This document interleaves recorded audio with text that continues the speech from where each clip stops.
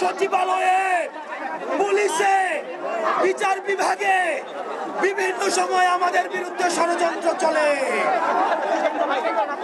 আমরা আপনাদেরকে বলতে চাই, অতীতে ছিল সতীদাহ প্রথা, এখন আমরা দেখছি নতীদাহ প্রথা। যারা সচিবালয়ে আমাদের বিরুদ্ধে ষড়যন্ত্র করছেন, আপনাদেরকে বলতে চাই, আপনারা রিয়েলিটি মাইনা নেন। আপনাদের আম্মু আর দেশে ফিরবে না। আমরা যাকে সীমান্তের উপরে পাঠিয়েছি, এই খুনি হাসিনা দেশে পুনর্বাসন হবে না। প্রিয় দেশবাসী, আপনারা জানেন গত 16 বছর এই ফ্যাসিবাদী সরকার খুনি হাসিনা প্রত্যেকটি রাজনৈতিক দলকে, ফ্যাসিবাদী শক্তিকে নির্যাতন এবং নিপীড়নের মধ্য দিয়ে তাদের থেকে ভোটাধিকার কেড়ে নিয়েছে। বিএনপি, জামাত সহ ফ্যাসিবাদ বিরোধী যতগুলো শক্তি রয়েছে, আলেম ওলামা রয়েছে, অনলাইন অ্যাক্টিভিস্ট রয়েছে, তাদের বাক স্বাধীনতাকে হরণ করেছে। আমরা যারা জুলাই গণ অভ্যুত্থানে আমরা নেতৃত্ব দিয়েছি, আমাদের ডাকে সারা বাংলাদেশে মানুষ রাস্তায় নেমে এসেছে এবং আমরা এই হাসিনাকে পালিয়ে যেতে বাধ্য করেছি। আমরা এই সরকারকে বলতে চাই, আজকে 5ই আগস্টের পরে আজকে এই পর্যন্ত আইন শৃঙ্খলা পরিস্থিতি এখনো পর্যন্ত স্বাভাবিক হয় নাই। দ্রব্যমূল্য এখনো নিয়ন্ত্রণে আসে নাই। আপনি যদি মনে করেন, বারবার বলতে থাকেন সিন্ডিকেট এক হাত থেকে আরেক হাতে গিয়েছে, তাহলে আপনার কাজটা কি? যেখানে এই সিন্ডিকেটের হাত ভেঙে দিতে হবে। দ্রব্যমূল্যকে মানুষের নিয়ন্ত্রণে আনতে হবে। আইন শৃঙ্খলা পরিস্থিতিকে স্বাভাবিক করতে হবে। কোন বিপ্লবীর গায়ে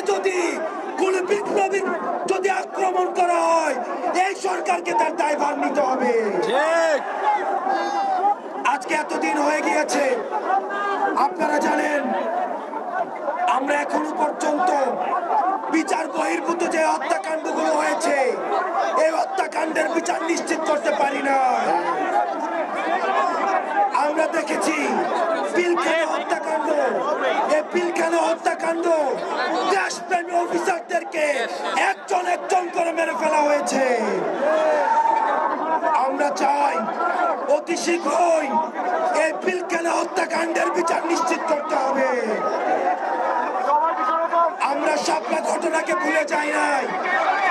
আমরা দেখেছি রাতের অন্ধকারে লাইট টিভিয়ে আলেম ওলামাদেরকে মেরে ফেলা হয়েছে।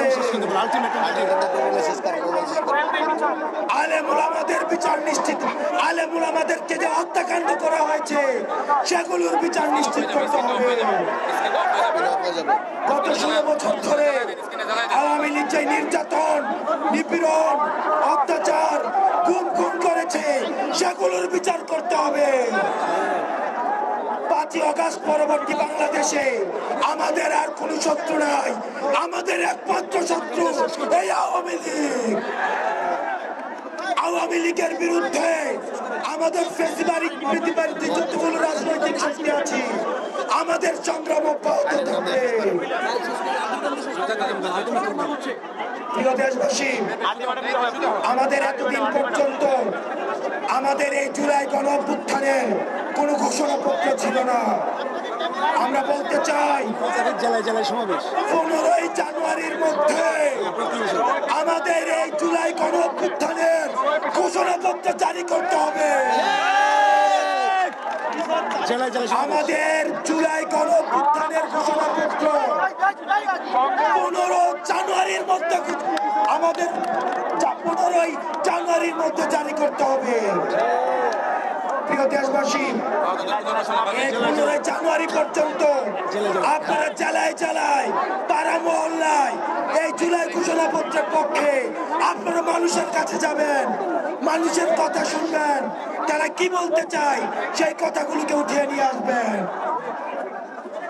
লীগের বিপক্ষে, মুজিববাদীদের বিপক্ষে, যারা এই ফ্যাসিবাদী এবং সন্ত্রাসের রাষ্ট্র কায়েম করেছে তাদের বিপক্ষে আমাদের এই লড়াই, আমাদের এই সংগ্রাম আমাদের জারি থাকবে।